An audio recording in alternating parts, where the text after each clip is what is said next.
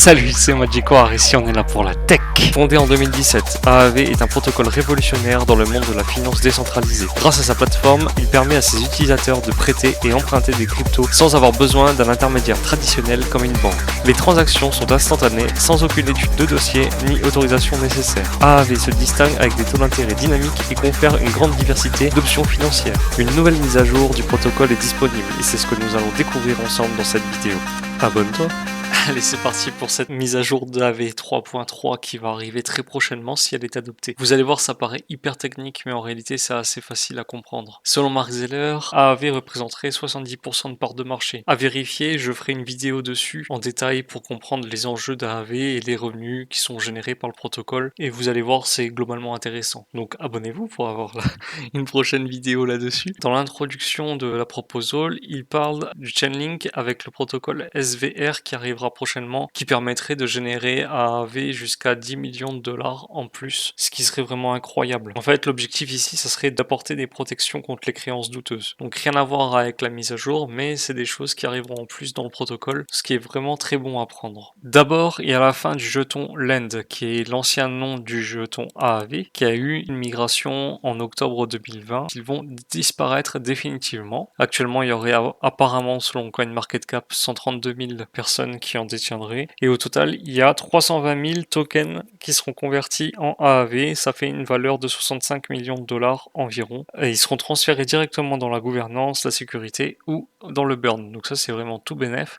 Si jamais vous en possédez, dépêchez-vous de faire cette migration-là, sinon vous allez perdre vos jetons. Apparemment, cette distribution de jetons est principalement due à une seule entité, donc à voir. La grosse nouveauté, ça va être Umbrella. Actuellement, quand vous stakez du AAV, vous obtenez un rendement, mais vous avez 30% de ces fonds qui vont directement dans le safety module. C'est-à-dire que si jamais il y a une attaque du protocole AAV, vous perdrez 30% de vos fonds. C'est assez rare pour le souligner, mais ça peut arriver. La grosse nouveauté, c'est que le safety module va disparaître pour les stakers de AAV. Maintenant, quand vous allez détenir du AAV, vous n'aurez plus la possibilité de perdre vos fonds à cause du safety module. Avant la mise à jour, lorsque vous stakez du AAV, vous bénéficiez d'un rendement qui était plus attractif pour emprunter du jeton Go, qui était le stablecoin de AAV.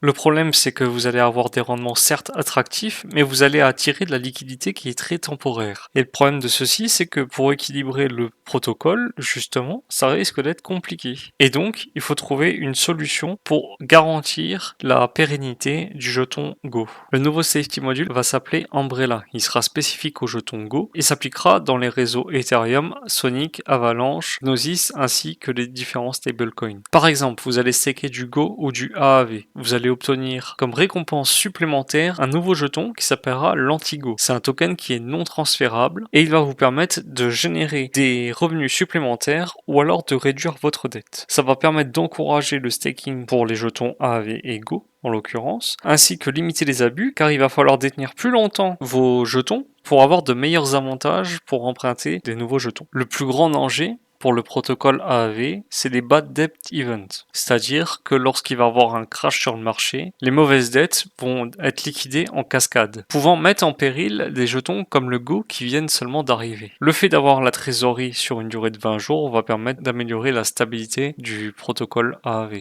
Et c'est parti pour la grande nouveauté. Mais d'abord, abonnez-vous, ça me fait super plaisir. La grande nouveauté, c'est le fee switch, enfin. C'est une sorte de reversement de dividendes. Le protocole devrait reverser 50% des revenus générés par le Go aux stakers de AAV, sous forme de jetons anti-Go. Et en plus de ça, AAV va lancer le buyback si la mise à jour est adoptée, avec un rachat de 1 million de dollars par semaine de jetons de AAV sur le marché secondaire pendant les 6 premiers mois. Vous l'aurez compris, l'objectif de la mise à jour, ça va être d'encourager le staking des jetons AAV et Go, et d'apporter une réelle valeur avec le buyback et la redistribution des profits. Et en plus, on va apporter une meilleure stabilité pour le jeton Go qui est en train de se lancer avec une trésorerie temporaire assez longue et permettant la liquidation en cascade. Le gros problème, ça va être la complexité de compréhension. Comme on peut le constater, ça reste assez compliqué à comprendre. Et le gros point noir également, c'est que si les liquidités ne comprennent pas les enjeux de cette plateforme, elles risquent de partir et donc ça peut être un frein au safety module car les fonds ne seront pas couverts suffisamment. Selon Mark Zeller également, le jeton Go rapporte 10 fois plus que les jetons USDC. Donc si on a une adoption de masse sur le jeton Go pour la plateforme là, elle pourrait générer